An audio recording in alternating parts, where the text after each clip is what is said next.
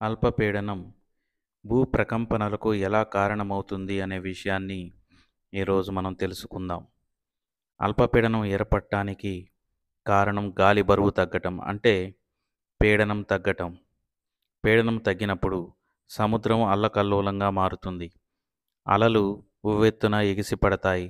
ఫలితంగా సముద్రం అడుగు భాగాన పీడనం మరింతగా పెరుగుతుంది. ఈ పీడనం అనే అదృశ్య శక్తి పర్వత పునాదులను తాకడం ద్వారా భూమి కంపిస్తూ ఉంది. ఇదే విషయాన్ని బైబిల్ గ్రంథం తెలియజేస్తుంది. హబక్కూకు గ్రంథము 3వ అధ్యాయము 7వ వచనములో, మిద్యాను దేశస్థుల డేరా తెరలు గజగజ వణికెను. కారణమేంటో క్రింది భాగంలో చెప్పుచున్నాడు.